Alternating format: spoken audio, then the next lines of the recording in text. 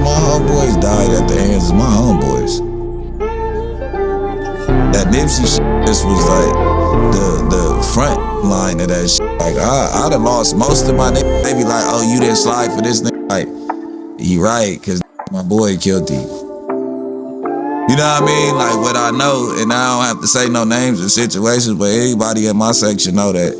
In today's video, we're going to be talking about the internal conflict in the Rollin 60s. We're going to break down the murder of Rollin 60 members that lost their life in the hands of other Rollin 60 members. This has been going on for a while, but we're going to start off at 2012, and we're going to end at 2019.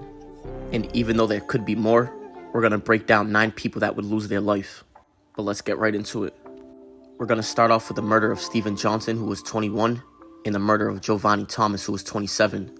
And they would be murdered at the same time on the 6300 block of Bryanhurst Avenue. The shooting happened on June 22nd of 2012 at 11:35 at night, and it's alleged that 2 people would confront them and 1 person would open fire. Giovanni Thomas would die at the scene, but Stephen Johnson would die the next day. Giovanni Thomas would go by Mudroll 2, and Stephen Johnson would go by Bang 3. And this right here would be Giovanni Thomas, aka Mudroll 2. The double murder would take place in the red circle, as you can see to the left, and this right here would be the location of that red circle.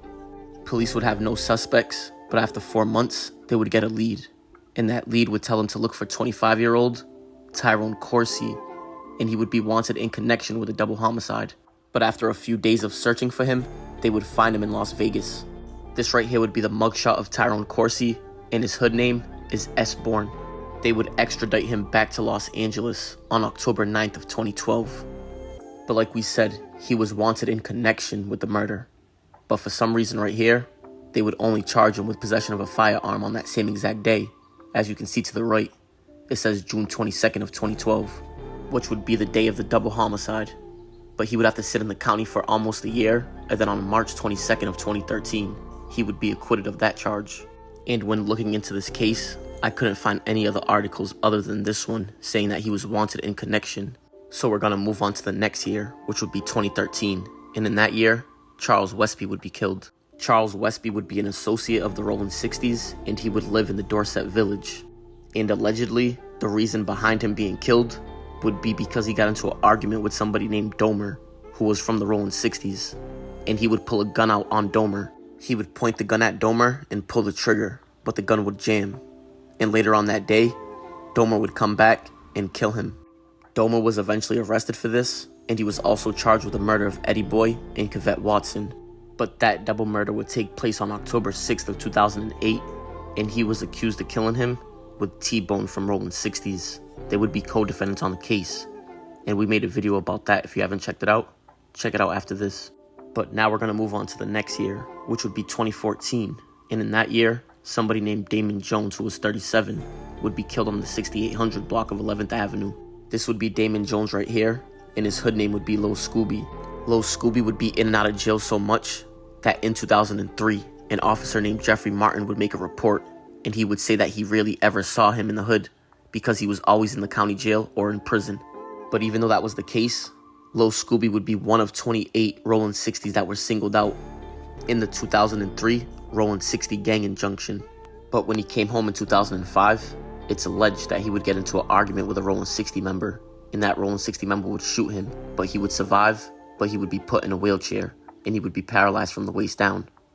But like we said, the shooting happened on March 27th of 2014 on the 6800 block of 11th Avenue, and it happened at 2 o'clock in the afternoon, and it's alleged that Lil Scooby was sitting outside the apartment complex on that street, which is a known Rollin 60 hangout, and somebody would approach him and talk to him for about 5 to 6 minutes, and after that conversation, somebody would pull out a firearm and open fire on him sitting in the wheelchair.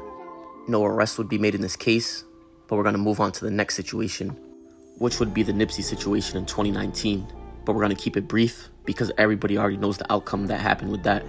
And I know there's going to be a few comments saying that we forgot to talk about Fats in 2017. But if you read in between the lines of this tweet that Nipsey posted, I feel like he's kind of alluding that it would be his enemy that did it. Because as you can see, he's telling people not to ask him for anything if they didn't ride out for Fats. And if the situation was internal, I feel like Nipsey wouldn't have ran to Twitter and posted about it. But I could be wrong, who knows. But either way, I feel like we need more proof. But the last person we're going to talk about is somebody named Dominique Paul, who was 24 years old at the time that he passed away. And he would die a few months after Nip, on June 20th of 2019. He would pass away 4 days after the situation, but it would happen on June 16th of 2019 at 1:15 in the morning. And him and a group of people would be sitting in the parking lot of the Marathon clothing store when him and one other person got into an argument and they decided to go into the alleyway and fight. That's when the other person that went into the alleyway with Dominique Paul would pull out a knife and hit him in the chest. This right here would be Dominique Paul, and his hood name was Infant Swanee. And the person that was arrested for stabbing him would be Lil Zay from the Rollin 60s. This right here would be a picture of him and Big U, and some may be familiar because he does content with 600.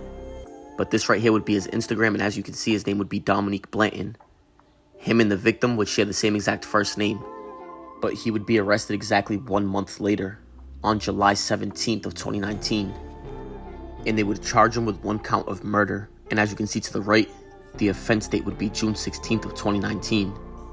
He would then sit in the county jail for 1.5 years, but then on December 11th of 2020, he would take a plea deal, and he would have the murder reduced to a voluntary manslaughter. And the crazy thing is, they would only give him 3 years for that situation. And as you can see, his total credits would be 573 days. And he was sentenced on December 11th of 2020, where he would do only 1.5 years pretty much. And what's even crazier is that there's rumors online saying that Lil Zay and Infant Swanee's father were cool, and that Infant Swanee's father actually named him after Lil Zay, with somebody on Reddit even saying that Infant Swanee was Lil Zay's godson. But like we said, we don't know if this is true, but if it is, that makes this story even crazier. And this is how close everything would happen in proximity.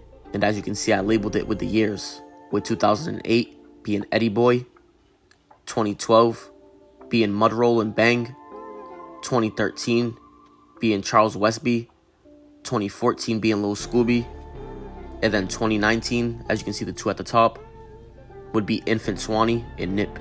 And if you believe that Fats was included in the internal beef, then his would be the 2017 that you see right there. And coincidentally, every single one, besides the 2014 one of Lil Scooby, would happen in that dark blue square. In that dark blue square would be the Gutter Ave clique. But that right there is going to wrap it up for this video. And I'm sending my condolences to everybody that was mentioned in this video. And may they all rest in peace. But I appreciate y'all. Comment, like, and subscribe. It's Respectable Rants.